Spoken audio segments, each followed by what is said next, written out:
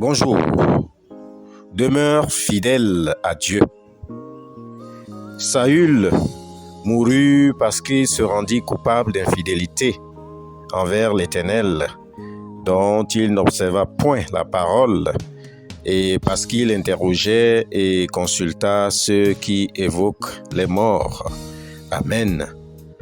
1 Chroniques au chapitre 10, le verset 13. David mourut à cause de ses infidélités. Juda fut déporté à Babylone à cause de ses infidélités. Le roi Saül n'a pas gardé la parole de Dieu et s'est détourné de lui, et enfin a interrogé une femme qui évoquait les esprits des morts, pratique expressément condamnée par la loi de Dieu. L'infidélité, c'est le péché à la racine de l'essentiel des maux. L'infidélité devant Dieu, c'est le fait de violer son alliance alors que lui respecte toujours son alliance. L'alliance avec Dieu est un engagement avec lui. Quand tu ne respectes pas son engagement, tu es coupable d'infidélité devant lui et vis-à-vis de lui. L'infidélité est comme une injure, un blasphème. C'est pourquoi, chaque fois que nous faisons preuve d'infidélité devant Dieu, il est possible que nous soyons punis avec sévérité. Aujourd'hui encore, nous avons à rejeter catégoriquement toute désobéissance et tout contact avec les puissances occultes. Notre société véhicule aujourd'hui tout un ensemble de philosophies et de pratiques ayant des liens avec le satanisme, la magie, la sorcellerie, le spiritisme ou les échanges avec le monde des morts.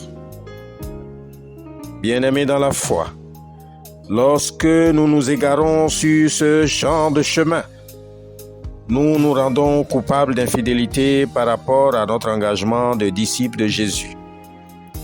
Car ceci constitue un véritable poison pour notre santé spirituelle. Ma sœur, mon frère en Christ, as-tu l'habitude de te retrouver sur le chemin de l'infidélité envers Dieu? Si oui, la parole de Dieu t'avertit ce matin et en même temps, elle te rassure sur la fidélité envers Dieu qui doit être ta part, car c'est le fruit de l'esprit. On n'apprend pas à être fidèle, on l'est par le Saint-Esprit. C'est lui seul qui peut produire le fruit de la fidélité en toi.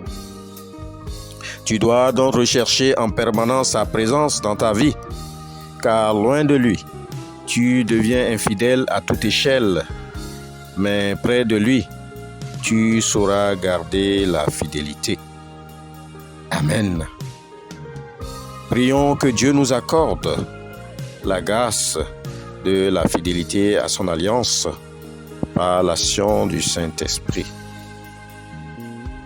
Notre Dieu, nous te bénissons, car toi, tu restes un Dieu fidèle, celui qui ne nous abandonne jamais, malgré nos manquements. Nous te prions, ô Dieu, ce matin, que tu accordes à chacun de nous le fruit de l'esprit de la fidélité et que nous demeurions toujours dans ton alliance. Amen. Shalom. Que Dieu vous garde dans la présence de l'Esprit Saint et dans sa fidélité pour toujours. Bonne journée à tous.